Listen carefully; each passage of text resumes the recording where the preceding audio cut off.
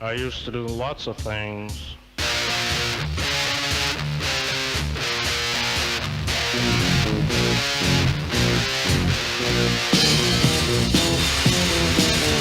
used to do things and I'd say things and Jesus, I was evil.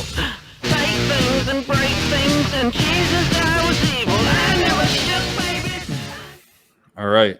Welcome, everyone, to episode 41 of the Reckless Musecast. I'm solo again today. Joe is still dead or fired. And I'm here with George Alexopoulos, a cartoonist, an artist who if you're tuning into this, you're probably familiar with his work, who I found over Twitter. Welcome, George. Welcome to TRM. Thank you, and sorry again to you on air. I want to tell everyone I treated Ben like crap because I was so late. I had to put up a strip, and then it wasn't. It doesn't matter.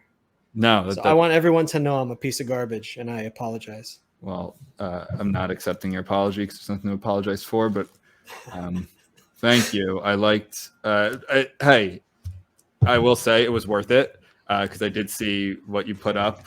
I did see what you put up. And do you want describing art is sometimes tough? Do you want me to describe it? Do you want to describe it? I thought it was very funny and very a strip.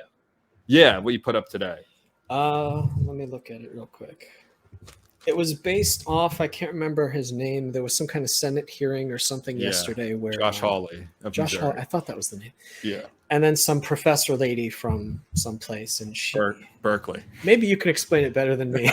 I drew because I knew. Well, I'll describe the real what happened in real life was Josh Hawley. There's a Senate hearing. He's a senator from Missouri, Republican, kind of like a populist Republican. And what went viral, like what usually goes viral nowadays in these hearings, same thing with the Supreme Court nominee hearing the other day, was like this whole talk of what is a woman and a trans woman and birthing people and pregnancy and all this stuff. And they got in a spat, they being Hawley and this Berkeley law professor, what is a woman? Can men give birth? And, this one was very, to me, indicative of what we talk a lot about the show, just saying things are violence when those things are sometimes just words or questions. She asked him pointedly, do you think men can get pregnant? And he just said, no, I don't.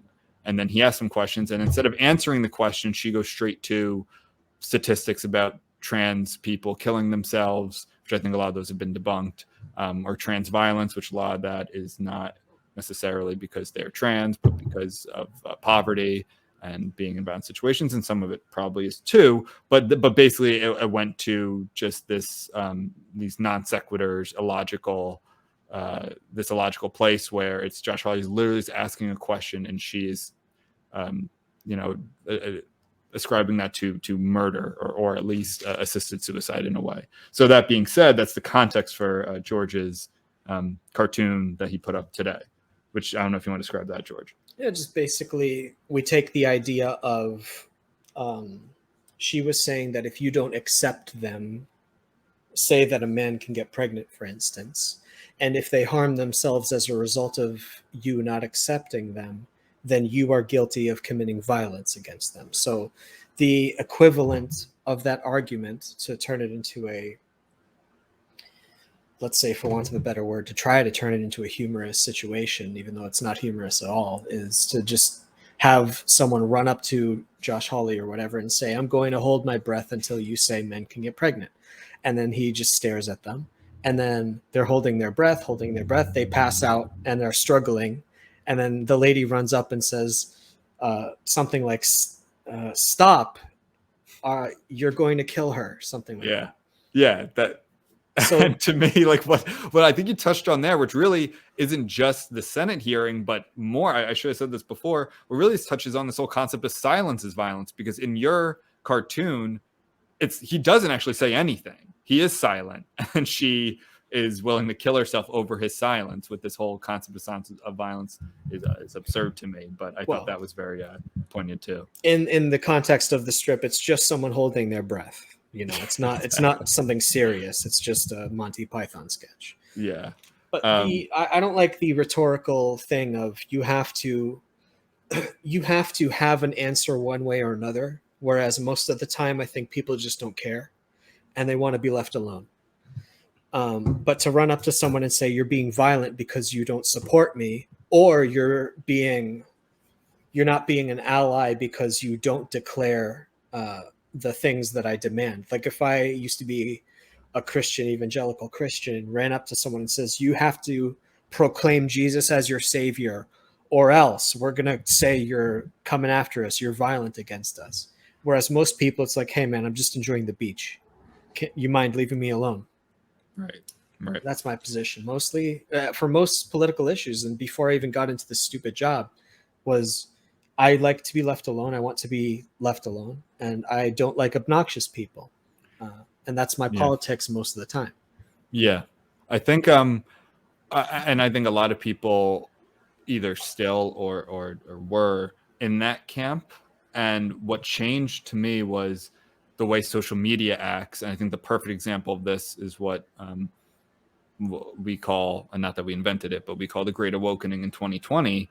Like the perfect example would be the black square. Like I don't know if you use Instagram. You do, because I did see your Instagram. Like you have to post the black square in solidarity with Black Lives Matter, and if you don't, then you're against us, right? So that's like compelled speech, which also is not, that is protected in this country, of course, from the government, but still, it's the same idea. Like in society, that if you don't make what's been called virtue signal, then not only are you not supporting us, but you are against us. And I think when you put that at scale, that is why so many people who, and I'm really fucking hate it, because I had family members and people go after each other, and friend groups get broken up for people who didn't give a shit about politics for years. They just did not care, and you kept it to yourself, and once in a while it'd spring up. But now, because everything is politicized, and everyone has to make a stand or make their comment, like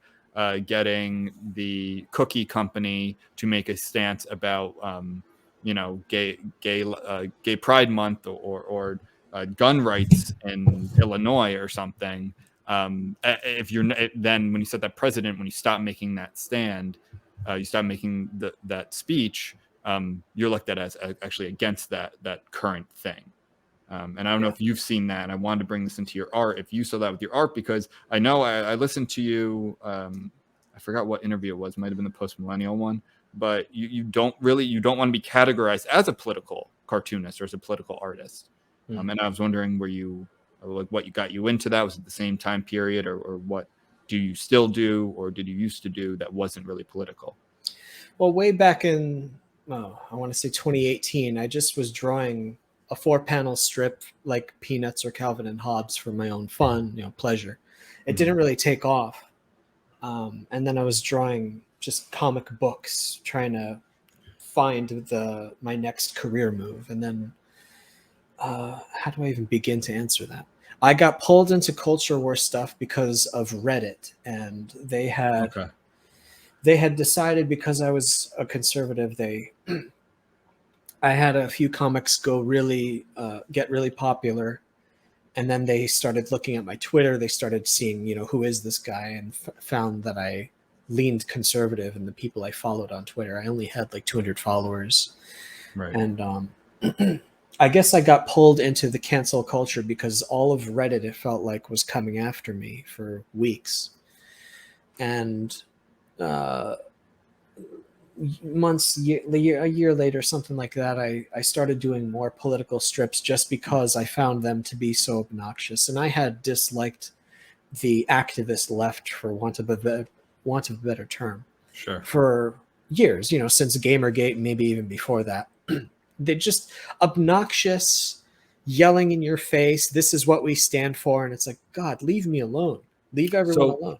And I know you don't have to go through the whole Reddit thing. I did hear that on that interview also. We don't have to go through every detail about that. I do have my own experiences with Reddit. So I do want to ask, the cartoons that, or the strips that were popular on Reddit, were they political in nature, or were they not political, and then they did digging on you to find your politics? The strips that I had, that they had voted to number one, was not political in nature, but it did involve, I guess you could call the mob, the Reddit Okay. mob. Okay. It was criticizing them, I suppose. At one hand, it was joking about what the mob does to people, and at the same time, I was predicting what they would do to me, and then they did it. Right. Right. Okay. Yes, I So do it's remember like that. Right. it's the same behavior that caused, say, the Spanish Inquisition or the witch trials. It's this mob of psychos who are afraid of their own shadow, Mm. and in order to not feel afraid, they have to destroy everything that they think is the reason for them feeling afraid. So Yeah. it's very much someone paranoid in their bedroom, if you can imagine, with like a sword in their hand. Mm. And every time something moves, they slash at it. And now they have to go outside into town. Anytime something moves, they have to slash at it. So Mm. now they're just this mad, as far as I'm concerned, this mad group, this organism that's gone beyond its scope of like stay in your room if you're scared. Now it's going out into the public square and attacking things that it finds scary. Yeah. So it's like you're burning down the whole town, and I think at least that deserves criticism. And I guess Well, that's what I do. yeah. And I think a lot of this comes from like we'll call them we call them the crits on this show. Feel free to take it. And it's like this moral purity that the crits have, where even if something, they use a lot of shibboleths and ideas that may have been completely senseless not that long ago, or words that were totally well, they'll make words that were totally okay not very long ago, now the words of, you know, bigots and fascists. And if you're not keeping up with that, you know, you're not one of us. And there's this weird kind of pride to it that is so alienating to most people, where, you know, for instance, and a lot of these terms are just, it's just word salad. For instance, a big one now is what was very recently, or still to some people, homeless, is now the unhoused. And you have to say unhoused, and if you're not saying the unhoused, you know, you're not sensitive enough, or even worse, you're causing violence. And I do think that's one of the biggest issues on the crit left.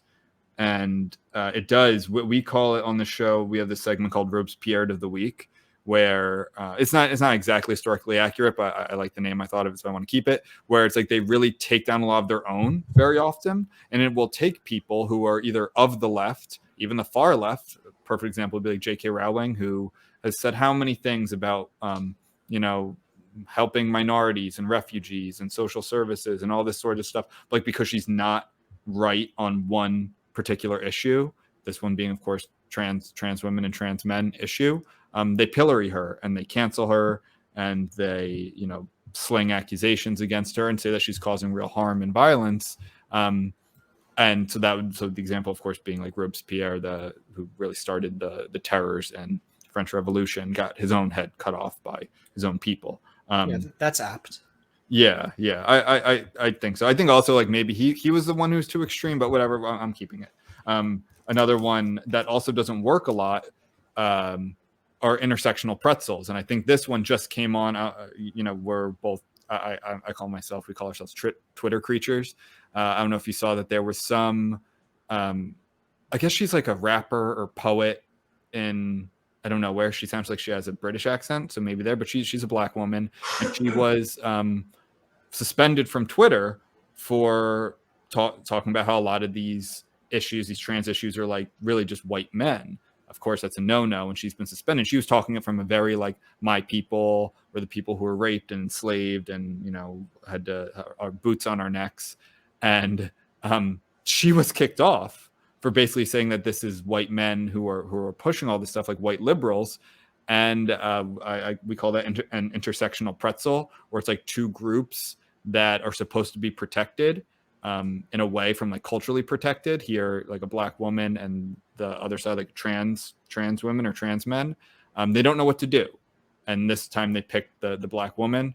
And I feel like I see a lot of that in your work. It's kind of like these forces that confuse the left, because to them it's just the oppression Olympics, the victimization pyramid, and, you know, it's always, well, everyone against the straight white man. but it actually doesn't fall that way very often.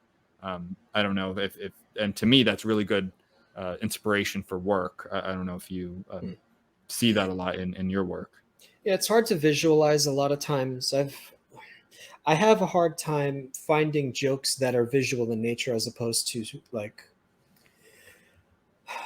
for instance, if I do too many strips that are the left is contradicting itself, Yeah. I will quickly be accused of having only one punchline again, which happens often because they just keep doing it. And I don't Right. know how to think of new scenarios to poke fun of like what you just described, like the snake eating its own tail problem. Yeah. It's a beast that has consumed so much, and then when it runs out of targets, it attacks its own friends. Because now, let's say you've defeated the white devil, whatever, the bad guys who are oppressing you, the patriarchy, the boogeyman. And now you have to continue cleansing your own group, because if you don't continue attacking, then that means you actually have to look at yourself and then realize maybe your problems are because of you and not because of some external force. And nobody wants to admit that, for instance, if I want to blame publishers for never publishing my work, and then I just sit in my room being bitter all the time, that's like, I could destroy all publishing houses, but that doesn't mean I'm published. And maybe the reason I'm not published is because I don't get off my ass and do it myself. So if they want to create this utopia, I don't see why they can't just get up and do it. Like, why not just create an industry that has nothing to do with the oppressors and go and be happy? And maybe if like I don't go outside and say I'm going to oppress somebody today. Like I don't care about other people's lives. I'm sorry. I have enough problems of my own. I don't wake up every morning and say, what's the group I'm gonna ruin? I mean, yeah. So I did want to ask, I guess a little of the nuts and bolts of your work. We like to try and keep this sometimes like artist central. We have a lot of musicians on and writers. You're our first cartoonist who's come on, and just like, because it's so foreign to me, I'm not artistically gifted in any way, but I would say writing. So what is the process for you? Like you said, you were working on something this morning before coming on the show. Do you have are you like a habitual worker, I should say, or is it more inspirational? And then how long does it usually take you? What's your process like, if you don't mind me asking? No, I don't have anything that I'm proud of as far as an answer. Like, I'm very actually poorly disciplined. I'm more of a inspiration type of guy, if you mentioned that, where I'm at my desk a lot of the time. And then maybe I'm doodling. I'm trying to practice techniques that I think are interesting, brush techniques or pencils, or I'm working on a book here and there. And I listen to the news as much as I can, and I read books as much as I can, but not as often as I'd like. And I go for drives and walks, let's say. And I just try to have my antenna up. And if something in the news pops out at me like a little light bulb over my head and says, hey, this is something that you might want to pay attention to, or if I see a lot of people talking about something and then I have something that, in air quotes, is an original thought, then I'll jot it down in like stick figure form on a Post-it. And if it still makes me laugh a few hours later or the next day, then maybe it's worth drawing into a proper strip. But the trouble is with doing current event strips is they're only funny for about a day, maybe. Yeah, I heard you use this term ripe fruit. Like it's only ripe, for a short amount of time. Some ideas last longer than others. I have strips that I've shelved for months that probably will still be funny if I ever finish them. But my as far as my process goes, I mean, I have to get up pretty early nowadays to, let's say I try to upload a strip by 9 or 10 o'clock. When I was late meeting you, I think it was around 11:45 that I put mine up today. And that's because of time zones. We're on East Coast time, so I assume that if I put mine up by 9:10, that will hit all 4 of our time zones here in the Western Hemisphere. If I include Alaska Gotcha. or something. Right. So it's the equivalent of somebody gets up in the morning and starts reading their newspaper at the breakfast table. That's what comics used to be, at least when I Right. was a Very kid. true. Yeah. Yeah, so I would read, Charlie Brown, stuff like that. So Mm. if someone is scrolling through Twitter in the morning, I want them to be able to read a new strip from me. So I try to get up at 6, 7 o'clock. If I have an idea, I eat quick, I go blitz it, draw it as quickly as possible. And then the rest of the day is spent kind of resting my mind and working on other projects, and then trying to listen to the news again for maybe something the next day. Gotcha. But it's actually very stressful because if I can't think of a new strip idea, I'm like, every morning is like a crisis. Oh, I have nothing for today. What should I do? That's what I was going to ask. It sounds like it really creates like a pressure cooker type situation, which some people thrive in, but others don't. I don't. I don't. Yeah, I don't like it. Like Yeah. my best drawing times are in the morning. I'm very creative in the morning when I'm fresh, and I actually hate working in the afternoon. So I usually try to like read or do something low energy in the afternoon, and then in the evening again, I might pick up some steam again. Sure. But yeah, every morning, because my strips are based on current events, I have to listen to the news, which I hate. I hate the news. Like, despise it. What are your news sources? A little bit of everything, like Dave Rubin, Tim Pool. Yeah. I know you went on his show. That's very cool. Yeah, Tim Pool's a really generous guy with his there are people who will like expect things from you, but like he's just like, hey, come on the show. I'm like, oh, thank you, Yeah. And I'll listen to, Shapiro. Yeah. I try to be center-ish, but center right, let's say, are my sources. Sticks, Hex, and Hammer is like center left, I think. Which one was that? Sticks, Hex, and Hammer. Okay, I don't know that one. So I do want to ask. So do you identify as a conservative? Like you would say that you're a conservative, right? Okay. I would say soft conservative, not a Republican exactly. Okay. Do you ever go? Have you ever been, besides the one you just said, like do left wing, like unabashedly left wing shows ever reach out to you, or do you ever contact them? I don't know if you contact anyone, or no. I don't generally contact people because I'm actually like kind of shy, and also I don't think my voice is worth listening to. Like it's very flattering to be asked, but I'm more of a listener than a talker, if that makes sense. Like I'll listen to news people who actually have important opinions, but I'm just my job is kind of a regurgitator. I take things that other people said and then I turn it into little bite-sized chunks that are easily digestible. But like as far as them reaching out to me, no, I wouldn't say the left wants to interact with me. I think they would love to make me look foolish, and they do often try to make me look foolish. Yeah. Like I had a recent series of strips where I was joking about grabbing someone's breasts, and they tried to make me out like I'm confessing to a crime or a secret fantasy of being a groper or something.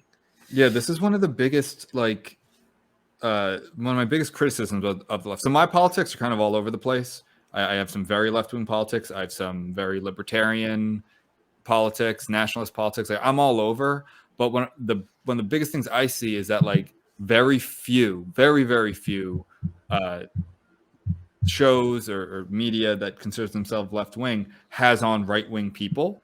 And when they do, someone like Bill Maher starts getting called right-wing, or even Joe Rogan, who's left-wing on a lot of stuff, starts being called right-wing. And I think this is just, again, like a losing strategy. I don't understand it.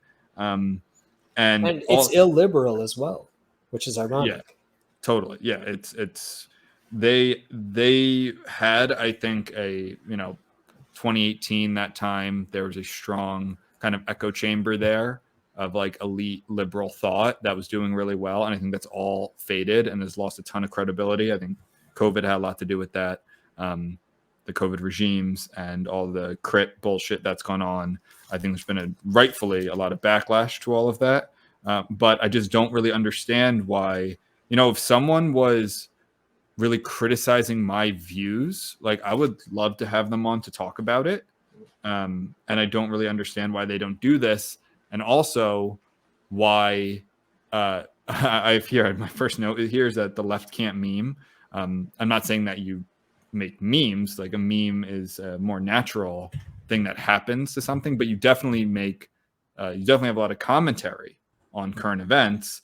And then I even saw on your page some of what the left has put out there, or really this like liberal center left bullshit has put out there. And it's just like, it's so cringe. It's so cringeworthy. One of them would be like the caravan in the KKK hoods. I forget who that was. I don't know if that was the New Yorker, but which I actually subscribe to now. I drew that. Wait, you drew the KKK, the KKK vans? Yeah. Oh, okay, my bad. Then some of them that they've put out. No. But the fact that worked. Yeah. Yeah, I had done a series where I was mocking how bad their strips are. That makes more sense then. Okay, so that one is so that did work. That's good satire. But a lot of them that they do put out are just like, dude, like I will work for you. Like hire me. I will meme for the left, because a lot of it is just so bad. And sometimes I'm like kind of rooting for them. Sometimes I'm like, guys, let's make this a fair fight. But they're just so bad at internet culture, because a lot of them it's just not funny to control what people say. And I don't know. Right now, it's just the right wing is like the counterculture, which is so crazy to a lot of people who have studied history. Yes. U.S. history. It's a strange time of left is right, up and is down, black is white. Mm-hmm. It's like we're living an opposite day all the time. And what I would add to that is I grew up in a liberal town around liberal artsy fartsy friends, writers, musicians, that sort of thing, artists. Right. I went to a lefty art school. I've been surrounded by these people, and I had been friends with them. So I think I know how they think generally. And they're pretty cool people. I actually got along with them more than, as much as my church friends, let's say. But I had two different groups of people that almost never met. They never overlapped because maybe they had different beliefs, or I don't know what it was. But in my life, I was as close as friends with both of them. Sure. And I was able to relate to them on this and that. And maybe if there was conflicting beliefs here and there, I just didn't say anything out of respect and because I want to be friendly with as many people as possible. For the left now, their modus operandi for the longest time was about, we want to open our arms up and be accepting of as many. Right. When they say diversity is our strength, I actually understand what they mean by that, but they seem to have lost the understanding. If I say diversity is our strength, it's because in the way of like nature and evolution, adapting to an environment, you can accept as many tools as you can so that you can survive in as many environments as possible. You can become strong by adapting. But to them, diversity means, unfortunately, what I think they don't understand what they mean by it. It's like, I'm going to eat everything in my kitchen, even if like the paprika, you don't necessarily need to put that on the ice cream, but I'm going to do that. I'm going to just throw everything in a blender and eat it all. And that's diversity. And they don't understand that some things just don't go together. Yeah, I think I always feel like when they say diversity, it's the most superficial diversity that there is. It's some different, skin tones and religions and, genders, but when it comes to, but it's very much uniformity of thought. It's not diversity of thought. If you step out of line, no matter how many boxes you check, if you step out of line of the ideology, then you're not welcome. Like, you're not one of us. And I think when you look at, I forget where I heard this recently, one of the podcasts I listened to, especially when you look at somewhere like a Ivy League institution like Harvard, I believe it was. They, of course, everything's going to be everything's diversity.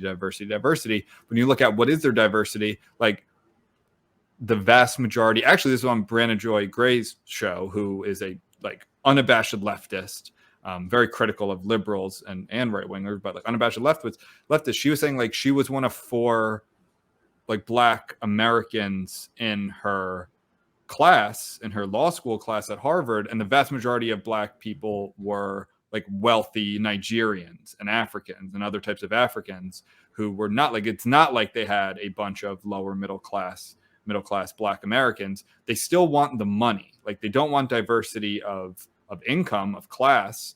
They want some different skin colors to put on their brochure and to show the pie chart of what their student body is. But they definitely just want left-wing, wealthy people. It's all very surface level. Yeah, exactly. It's superficial. Yeah. Photo ops, like you said. Yeah. I can't, but that's the kind of thinking that is why I can't side with the left, even though I have many, being from an artsy background. Mm-hmm. I have a lot in common with them, but they don't understand their own beliefs. So I am in a position where I'm now siding with their enemy because I also have a background in the church, let's say. Mm-hmm. So I understand both sides quite well. And for them to say like we are going to embrace Black culture, and then you get all these like basic white types of cheesy, like in that movie Get Out. Where we just want to, oh, your skin is so nice. I just like, oh, I love your hair. Can I touch your hair? It's like, it's the most patronizing form of I'm going to accept you, as opposed to I'm going to sit at a table and I could look my Black friend in the eye and tell him he's full of shit. You're a bastard. You know, I can say all kinds of words that are nasty, but actually we're friends. Yeah. And a lot of, well, if we're just talking about Black people here, a lot of them, I will like John McWhorter, Camille Foster, like a lot of these guys, Glenn Lowry, they'll say like, we're not fucking stupid. Like we're not infants. It's infantilizing to talk to a certain ways, to tell us what we think. I think some of the most fucking offensive things I've seen the past couple of years were like, when an example is what's his name, the guy who ran as the Republican in the recall, Larry Elder in California, and a white woman threw a banana in a gorilla mask. A white woman in a gorilla mask threw a banana at a Black man, and no one did shit about it. Oh my God. And the LA Times called him the black face of white supremacy. Yeah. Like, how fucking offensive is that? And if that had happened and it was all reversed, right? It was some MAGA white lady in a gorilla mask, at Hakeem Jeffries or at Kamala Harris or something, she would literally be in fucking prison. Like, they would have found a way to put her in prison for assault. And it's just, and it shows that, like, no, these are just double standards. It's not about diversity. It's not about principle. Like, that's the word I'm trying to use more here. It's really about principles. It's not about principles. It's about ideology and winning and your side winning, even if you lose all principles in doing so. I forgot the other example I was thinking of. Oh, the term that started getting a lot more common was internalized racism. That's what I wanted to say first. This concept of like, oh, wait, you're a black conservative, or not even a conservative, or you're a Latinx, a term I despise, Latinx. Taco X. Taco, you're a burrito X. Center right person who doesn't believe every single thing. Like, no. That's just internalized racism. Like, it's like, no, motherfucker. Like, they can have their own thought. Like, they can have different opinions on stuff than you. And I found that so offensive that just became part of the discourse. Like, there were a couple of years there, again, I think we're coming out of it, thank God, but where these things became acceptable to call a black man the black face of white supremacy just because he's a Republican. Yeah. And I don't necessarily like Larry Elder's politics. I can't stand Gavin Newsom. I think he was a dumb choice for the California Republicans to run against him. because he's very, very right wing, and I don't think that's what California Republicans really wanted to win, like an Arnold Schwarzenegger type. But that aside, like, my God, that, like, how is that okay? But it's, again, we're going in circles here. I'm going in circles. It's okay because he has R next to his name instead of a D. I don't know. There's so much to unpack. When I hear about the double standards, my first instinct is to mock it. And then on the other hand, there's that saying of never correct your opponent when they're making a mistake. Yeah, that's good. So I just kind of, on one hand, I want, say, like my comic strip instinct is like, oh, let's find a way to poke fun. But then I kind of stop myself halfway through and I say, hang on. This is the type of behavior that will snap them out of it. The people who are sane will realize what kind of crazy, like anybody who is able to stop and think for themselves and get outside the group dynamic, the group think is like, hang on, they're not being consistent. They are saying one thing and doing another or contradicting themselves. And once they're able to let themselves, like, if I could get one-on-one with most of these people, say like the people who give me a hard time online, look them in the eye and they look me in the eye and they can see how sincere I am, that I really, like, I'm not the bad guy you guys imagine I am. And that I know for a fact they would believe me, and because it's the truth. They can read, they can feel truth. Whereas if they're in a group setting, like in a church, let's say, this has happened to me or people I've known, where you get caught up in the spirit of the moment and then you like believe things that you know are bullshit. Yeah. And it's not just a church thing, but like somebody starts, I don't want to criticize too many people at church, but like talking gibberish or saying, I'm going to heal you. And then they like punch some guy in the chest. It's like, oh my gosh, I just saw healing. No, you didn't. You just saw someone get punched in the chest.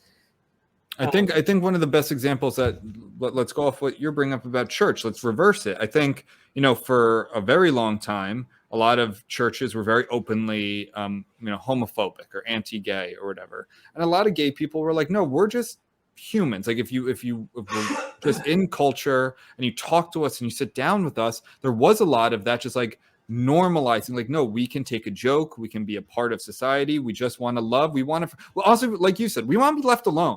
Like, we want to be left alone. We don't want to be criminally charged for quote unquote sodomy, like in some of these states. Like, we just want to be left alone and live our lives like everyone else. And that was a winning strategy. Like, even a majority, like one of the two biggest political issues that have swung the most culturally have been legalizing marijuana and gay marriage. Like, I think a majority of Republicans now support gay marriage. So, and part of that was due to, it wasn't this psychotic activist class that was getting in your face about everything. There's probably a little of that, but a lot of it was just, treat us like everyone else. And I think that's a huge mistake that the trans activists are doing. When you start trying to tear down comedians for making jokes about trans people, treating them like everyone else, then you're going to make trans people actually more of a target. And because everyone, wants to eat sacred cows. So I do think that, and to answer what you were saying about sitting in front of you, like, no, they would never. Like, I don't know how many times I've heard so many of these people who get criticized say, well, say that to my face. Like, let's talk about it. Come on my show. And it's crickets. They don't want to have their opinions softened. Right. Yes. They want the boogeyman to exist because then they have someone to crusade against. If they have a purpose, it gives them a purpose. Yeah. And they don't want to have to realize that maybe they've been wrong or misled, which to be fair, there's not a lot of room culturally when someone's wrong and admits they're wrong. Usually that just opens them up to getting mocked, as opposed to, okay, we forgive you. It's cool. Don't even worry about it anymore. So I don't like, when I object to, like, I tweeted that, like, I don't support gay marriage anymore because I see where the fence had moved so far. I had said something like that, not because I necessarily care about the issue, because I don't. It's, I see that once you start moving a fence and they realize we have momentum and they start doing other stuff that I think are You're just moving the fence to see how far you can push it. Yeah. You're no longer just asking for acceptance and tolerance, which I'm perfectly happy. I can be polite to anybody. It's cool. Let's just live and enjoy life together and don't even worry about like the serious stuff.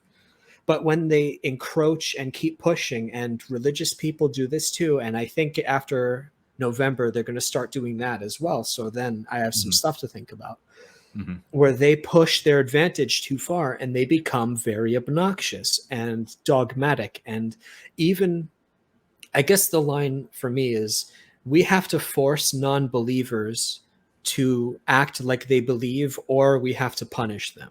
And that's my line, I suppose.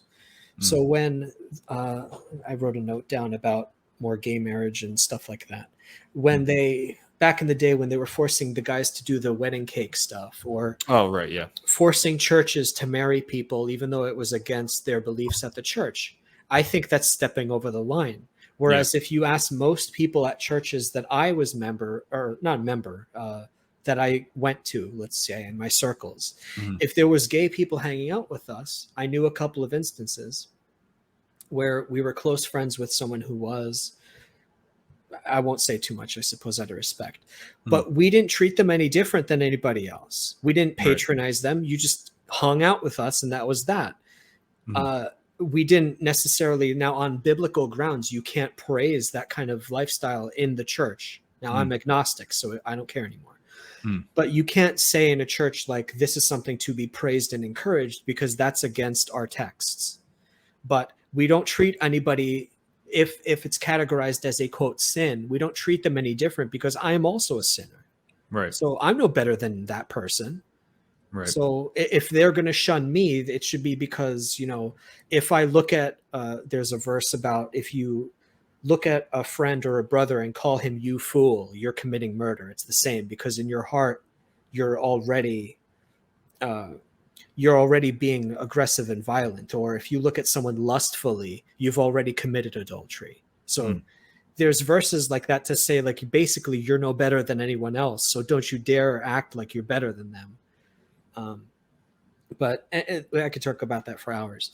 But Okay. the bottom line for me was when the left, it wasn't even a left thing, but say the left took the LGBT thing and weaponized it to the point where we're going to use this as a wedge or a cudgel to find enemies and beat Mhm. them over the head and shun them and break them and destroy their careers.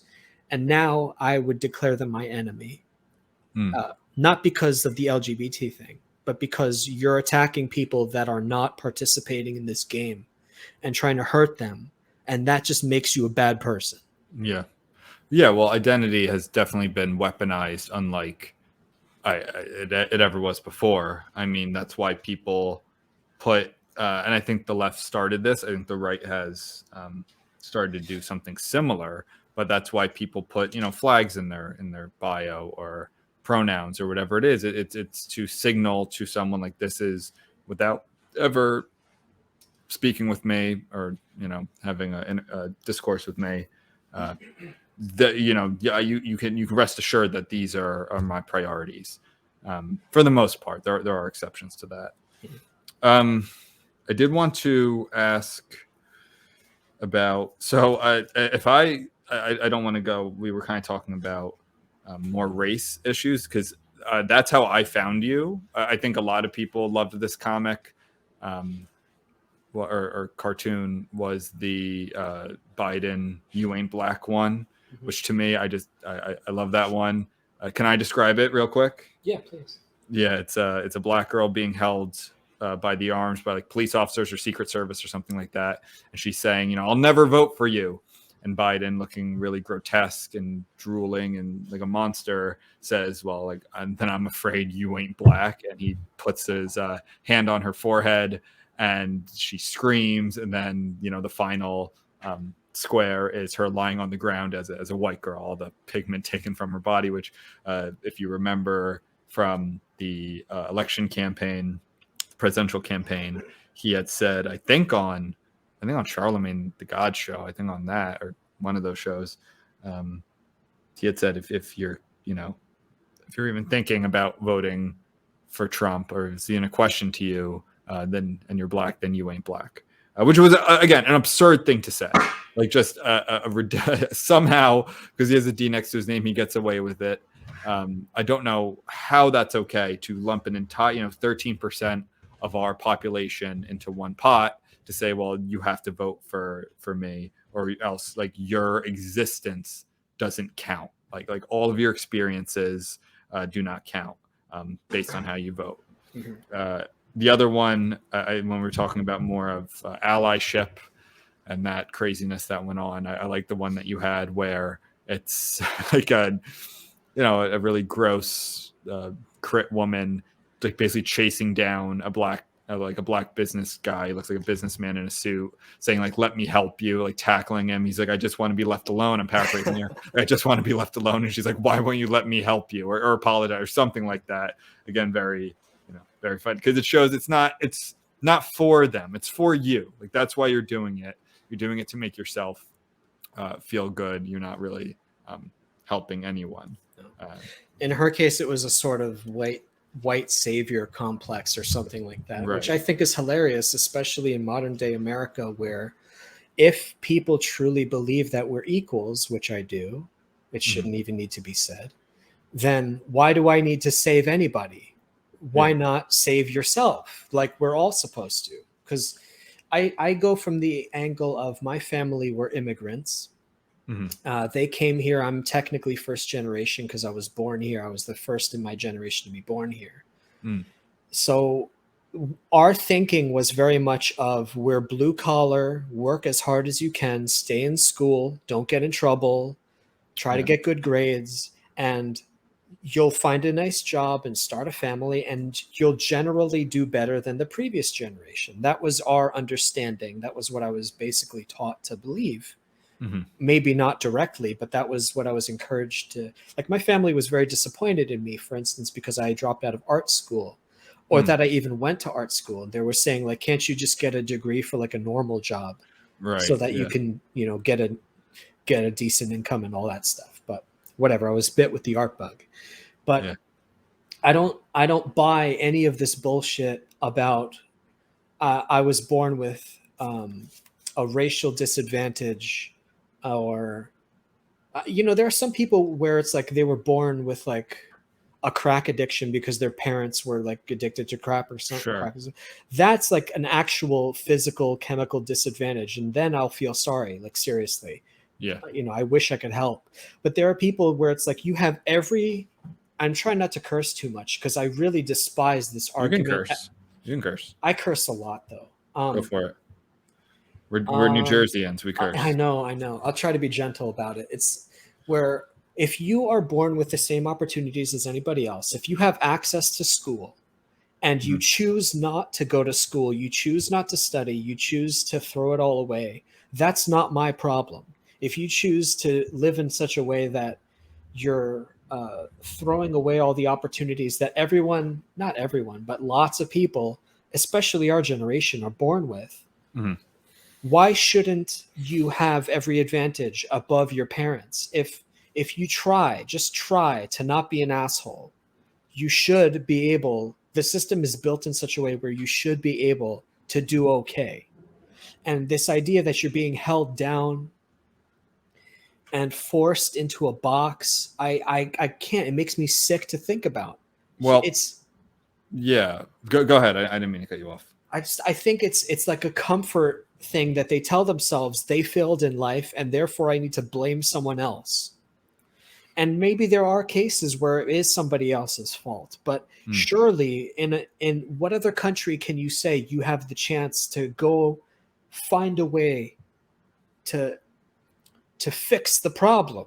If someone's holding you down, surely most cases there's something you can do to improve the situation in America. I want to believe that. So I think I definitely agree with you on the like racial component part to it or the gender component part to it, where it's like, well, no, just because you're this thing doesn't mean you're at a disadvantage. There might be some situations here or there, but I'm a legal services attorney.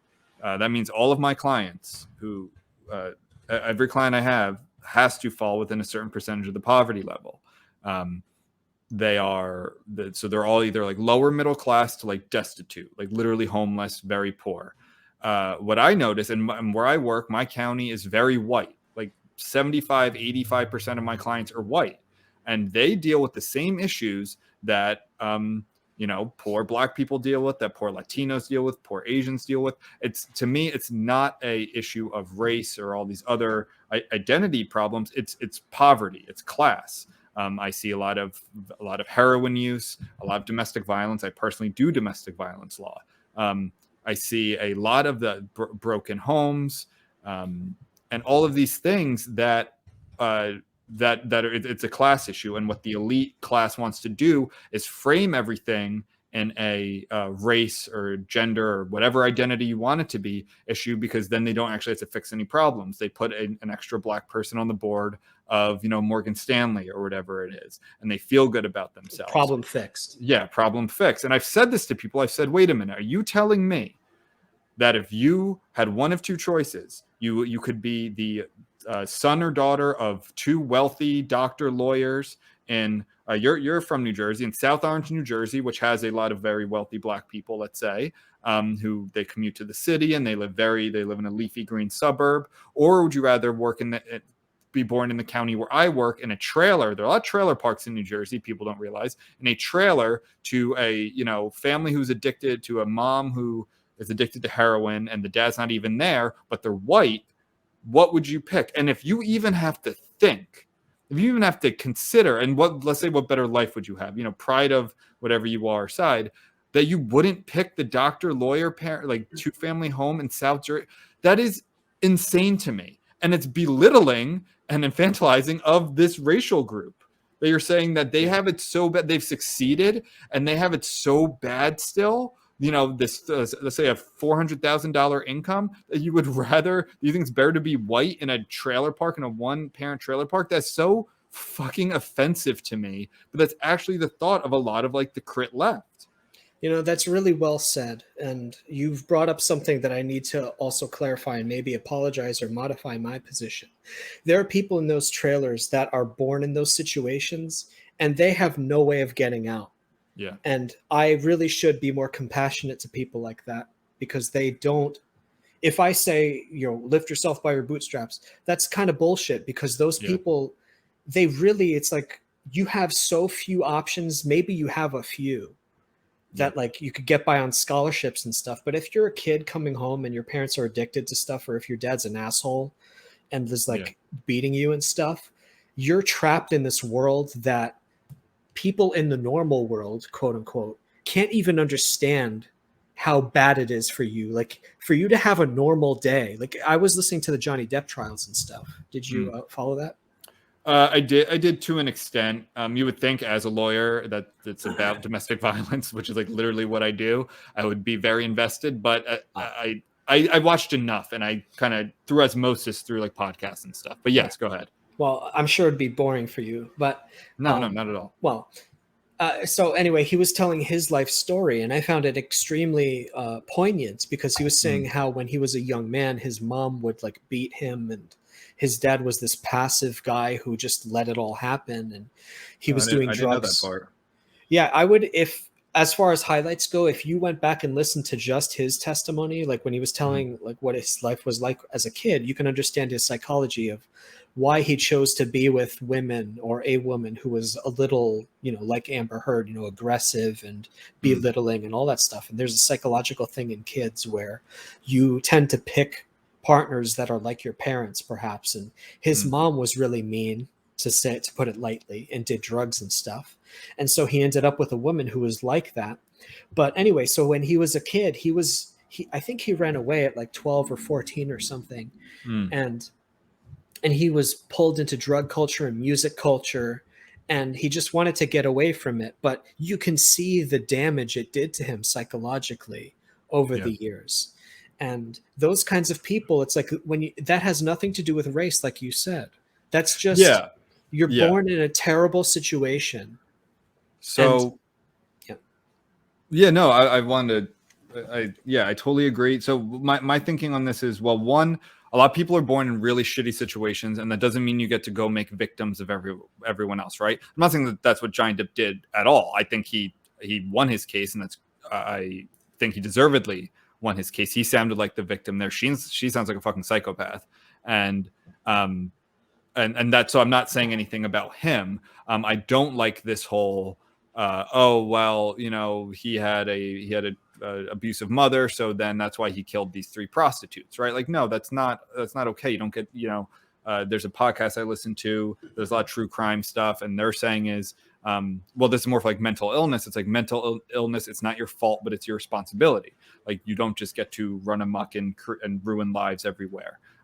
What I was going to say more of the you know, talking about chances and possibilities, you know, I grew up in a very wealthy area. There was like from kind of middle class, maybe some lower middle class, but to extreme wealth.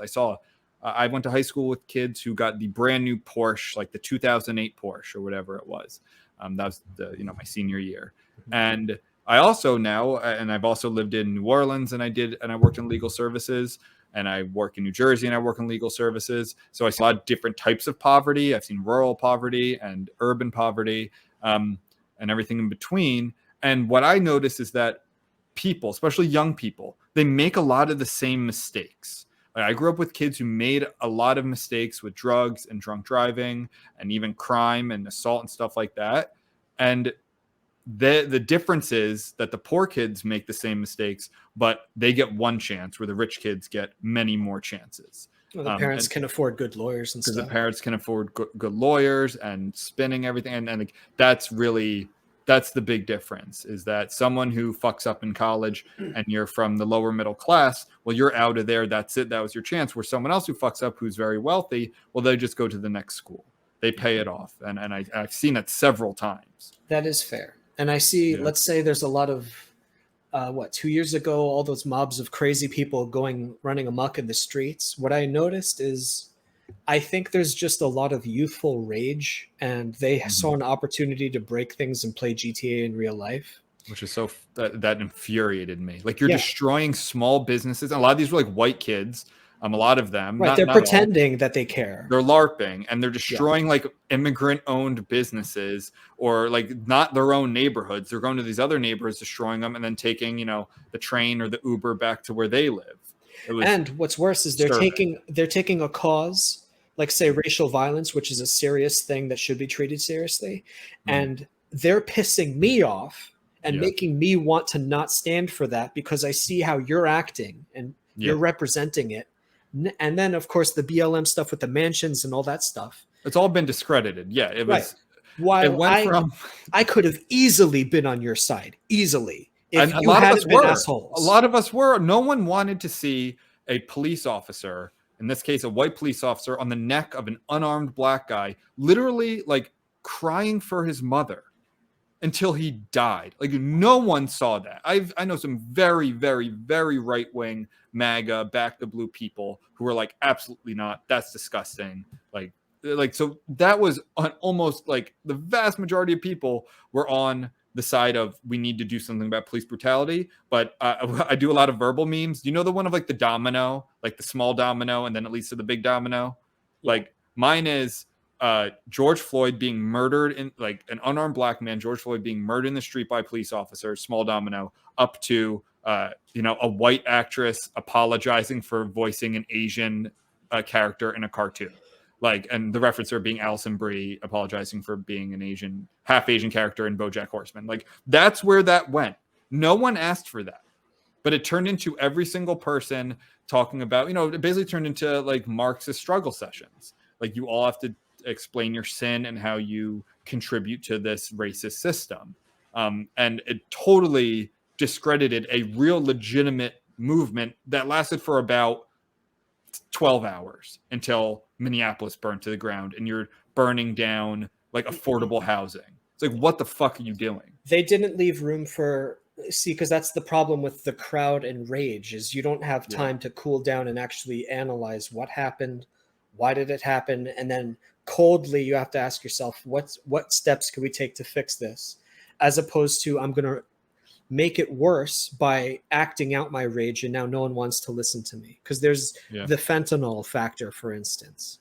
And then there's also factors of like, I know police officers and stuff. Like, I respect them. I like what they do. I don't want to destroy the police. There's a million nuanced discussions to have there, but they left no room for it. Yeah. It's an A or B. You're on our side, or you hate us and you want us to die at the hands of the police. No, there's so much more to it than what you're leaving room for. And that's the problem with the screaming mob. You can't reason with someone like that. And again, even like totally if you take a step back, let's say you're just an outside observer, let's say you're like a consultant, right? Like you have no political agenda, right? So you don't agree with their cause, you don't disagree with their cause, whatever. You're just like, is this a good strategy?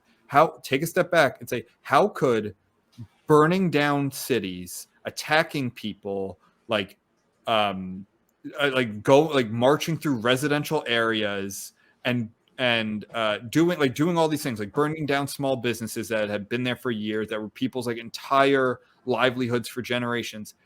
How is that going to win affection? Like, who is that going to win over? I'm a huge proponent of protest. You're definitely like, it's one of the best things that you're able to do as a citizen, as a frustrated citizen. But how is like the enabling of not protest but destruction was so eye-opening to so many people that it's all been discredited. I mean, Black Lives Matter has gotten to the point where even Amazon, you can't even contribute to them anymore. You know how you could do like a charity? Like, they're not a listed charity anymore to like round your dollar to. It's something like persuasion. Like, say a comic is persuasive because it kind of gives you a little chuckle, and then you look at it again and say, all right, so what's this about? Why did I laugh? That gives you just a little ha, and then you move on with your day. That's way more persuasive than, I'm going to threaten you if you don't listen to everything I have to say, and now for a half hour I'm going to talk at you and you have to listen. Yeah. If they were smart, the activists, if they could give themselves permission to stop and think, and they wanted to actually talk to someone like me, they would learn, here are some of the ways that you can behave to persuade, quote, my side to listen to you. And because they want to be compassionate, they are compassionate, but you want to paint them as bad guys. So you're going to lose just on the grounds of you're being jerks. I used to honestly think that. I did think that they're compassionate. I don't know anymore. Like, I think the compassionate left is a thing of the past, and which is really depressing to me. Like, it's a lot more of control. Like, I know that, I don't know if you know who Majid Nawaz is. I don't know if he coined this term, but I like it a lot. 'Cause there's like the alt-right, and then there's like, he coined like the control left. Yeah. And it just seems like about controlling speech and thought and, wrong think, to use the Orwellian term. I don't know. I have I would like to write something, Requiem for a Compassionate Left, because I don't know how much it actually still exists. Yeah, I mean, being the type of personality that I am, I want to leave room for, I think, the syringe that delivers the poison of their message is compassionate. So you might persuade someone at first to be like, hey, you really care about people who are less advantaged than you, right? And it's like, yeah, of course. And then there's a little bit of guilt.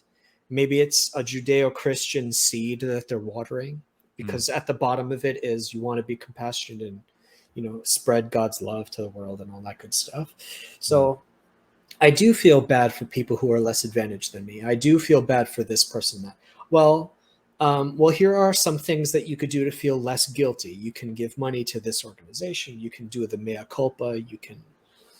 And so now I'm starting to upload my ideology into a soft person's head where they would have been compassionate at first. But now, okay, you go from feeling sorry for group X, and now we have to burn down group Y because they are causing group X to suffer. And then you get the types of people, the militant young men who have nothing better to do, who they just want to attack things because we're programmed that way, because we're all cavemen. A young man just wants to do something, anything. He has no purpose. And so here comes a wise old man or a wise old woman and says, well, there are these people who are oppressed. So now if you start acting in this crazy way, we'll look the other way, and you get to feel like a soldier of the new world. Yeah. It definitely gives purpose. I do think, and I don't mean to culture to appropriate your culture here, George, but I do have the tattoo telos on my arm. Oh, I'm The offended. Greek word. Right. I was afraid to show you that. But I have the Greek word telos on for people just listening. I don't know if you've seen, I have it on my forearm, which is, like purpose. What's your raison d'etre in French? I hope that's what it means, George. If not, I'm going to be one of those idiots who gets the Chinese because the Chinese character in my... it's accurate. It also can mean end, like the destination, like end goal. Yeah, exactly. Yeah, right. or a target. Right. Yeah, that's good.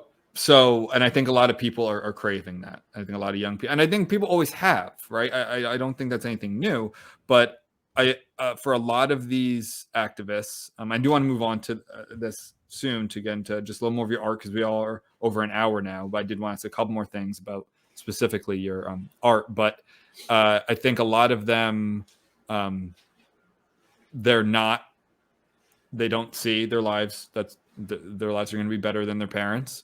And they have been enabled through some of it might be a backlash to maybe a very conservative upbringing. I think more of it, though, is enabling from very, very liberal upbringing from the beginning through school, through university. And they're never challenged. Like, I remember I've kind of had a strange journey politically. I said where I am now. I was very, very conservative when I was younger. I was like a McCain voting Republican in high school. By law school, I was a very left-wing progressive. I like to say I give myself credit. I was never one of these like anti-free speech progressives. I do want to put that on the record, but I was very much like Donald Trump is pure evil. He is Hitler. We have to stop him at all costs, like that kind of bullshit. I went to a very social justice-y law school, which had some great components to it, but also this component where I don't think I was ever challenged. I don't think a lot of people were ever challenged. And not only are you not challenged for your very left-wing views, but you're supported. It feels good because you get the professor who is this, if you want to talk about power dynamics, is at the head of the class. Yeah, you want to please them. You want to please them. And then when you do that, it's like, this is from like Freudian childhood shit. Children do stuff to please adults. Yeah. That's how you get all of these false confessions from children. It's so easy to lead them and just say like, well, this is the good thing to do and to say, and then they run with it. And I do think that sticks with us in a way. And then when they get, and the whole thinking for years was, oh, don't worry, it's going to stay in college. When they get into the real world, it will be, they'll drop all of that. And I think that happened to an extent. And now it's totally changed because every corporation agrees with you, at least superficially, right? Mm-hmm. The HR departments agree with you. The publishers agree with you. All of this stuff agrees with you. Or they say they do because they're terrified of you. And there's power in that also. And that's why we see this man. That's why, people will burn down cities burn down not just the city where it happened. They'll burn down Los Angeles when something happens in New York, right? Like it's disturbing. Well, if we look at psychology and stuff, and I'm no expert on this, but my understanding is that we have several generations, but especially ours. I was born in the 80s, mid 80s, but I know people all around our generation that had complex relationships with their parents. I had friends who grew up like me in single parent families, and we had complex, to say the least, complex relationships with the male figure, I suppose. And we wanted to find father figures to please and to emulate because we didn't have a good rudder.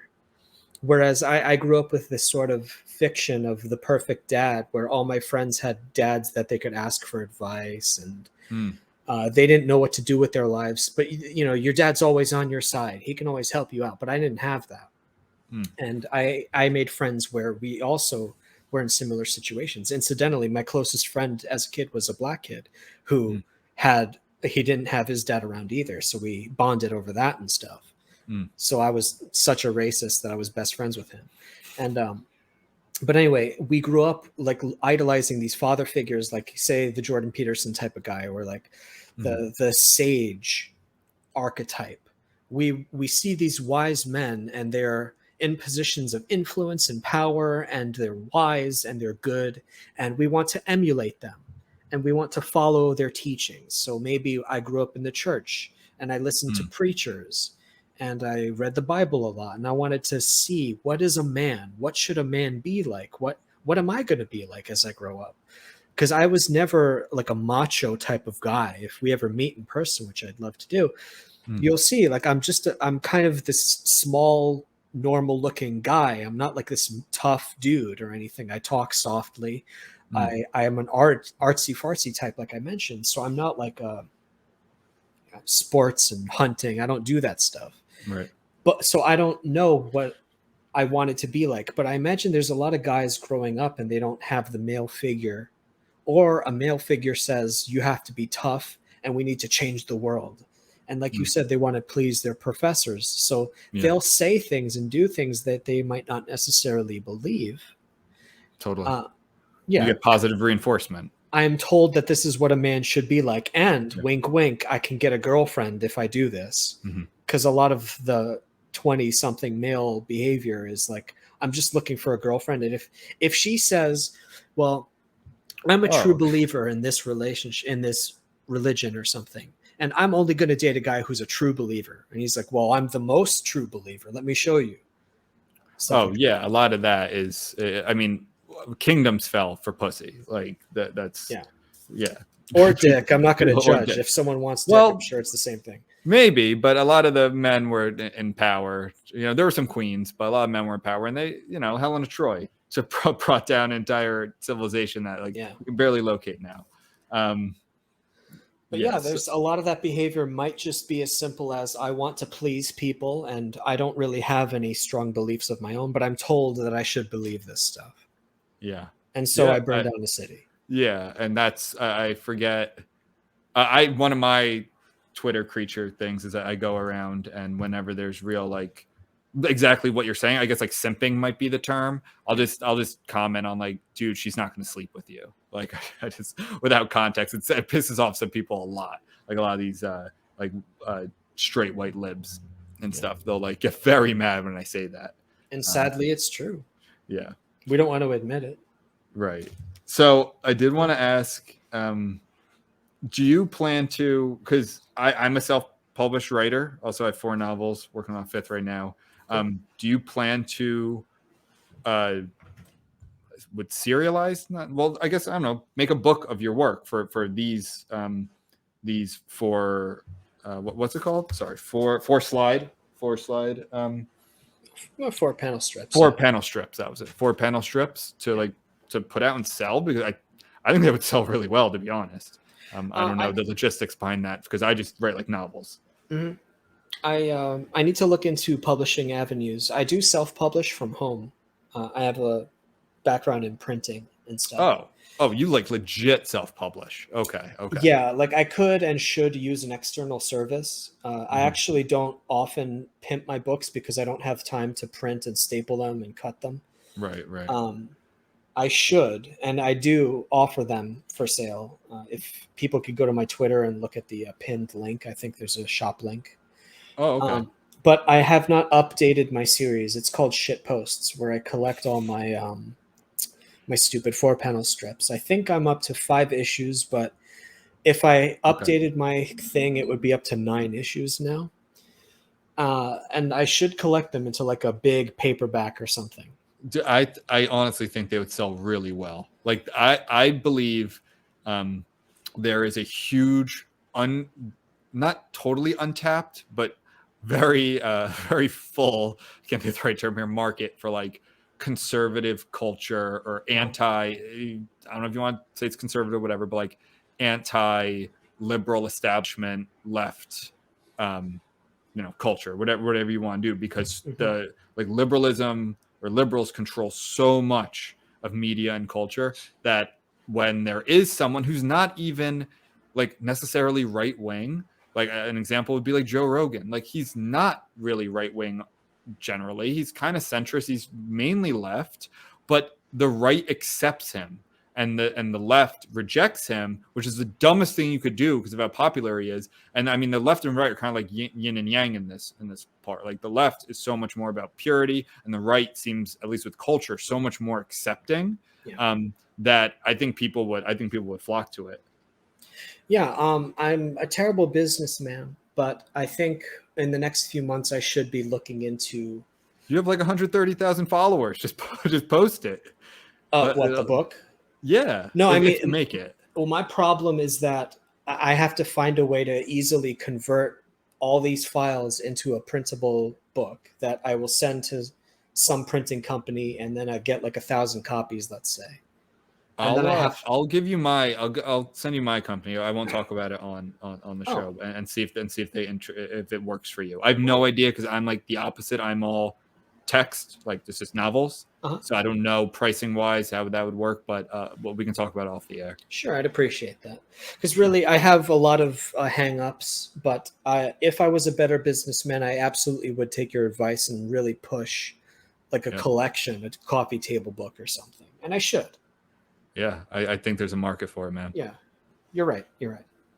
All right.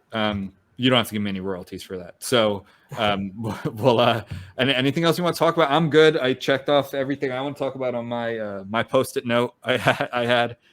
I don't know, man. I'm happy to be invited. I'm grateful. Of course, I would come back anytime. You're fun to talk to. Thank you. Yeah. And again, I apologize for being so late. I really tested your patience. Don't worry about it at all. Maybe you'll come on and we'll get Joe on, my co-host also. He's just in LA, so with the time zones. But I know he would love to talk to you. He's much more the artist side, where I'm more the politics side of things. But he would definitely want to talk to you too. He's familiar with your work. When I told him that you were coming on, he was very excited about that. Oh, I feel bad then that I couldn't schedule it better. Don't worry about it. We have repeat next time. We have repeat guests come on all the time. Okay, yeah, let's do that. All right. Thanks so much, Jordan. Anything else you want to talk about? Or are you good? I'm good. Awesome. I would say to everybody, please enjoy my stuff. If it sucks, you can feel free to let me know as well. And we will put Joe does the production, so we will put any links you want, Twitter, Patreon, Twitter, Instagram, all that stuff will be in the notes. Thank you. All right, George, you stay reckless. I will try my best, man. Thank you for the invitation. You're welcome. Thanks for coming on.